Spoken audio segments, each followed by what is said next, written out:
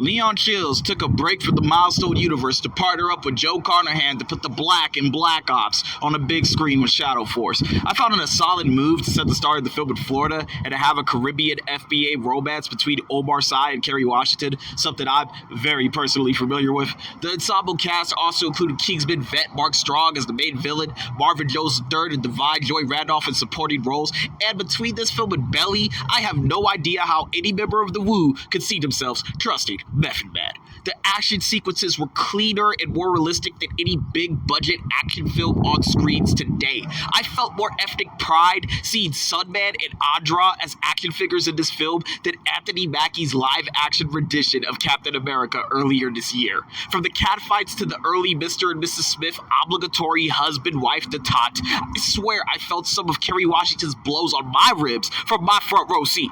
Why this film wasn't released with motion tech premium seating is beyond me, as was the plot point that turned Kerry Washington's lead into a bedwitch, with her reckless bedside manner being the focal point of why her and her family are pursued throughout the film by her and her lover's past employ. That extramarital affair between Washington and Strong could have been left out, and the protagonist still could have been pursued for leaving the Shadow Force unit. That unnecessary bedwitching made Washington's character at times seem full of herself and unsympathetic, not the mark I believe Carnahan was trying to hit with the maternal figure in this film. At least the paternal figures were not weak, but were stoic and strong while still being able to show a range of emotions. Sy and Strong were opposing reflections, yet laid down the smackdown while both appearing human, relatable, and multidimensional, something even Lionsgate's proven successes with the likes of Keanu Reeves and John Wick still has a hard time getting across a whole trilogy deep.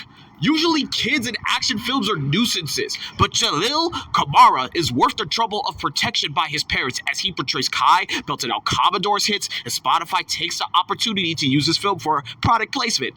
I'll still illegally download my music, and Kerry driving his souped-up Mustang won't change my love for the demon.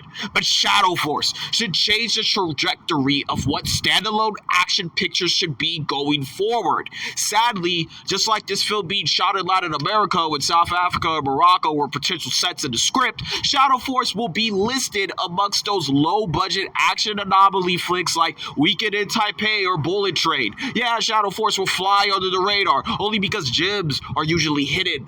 Even with Kerry Washington trading blows at a black bustier on the big screen, that's must-see defined.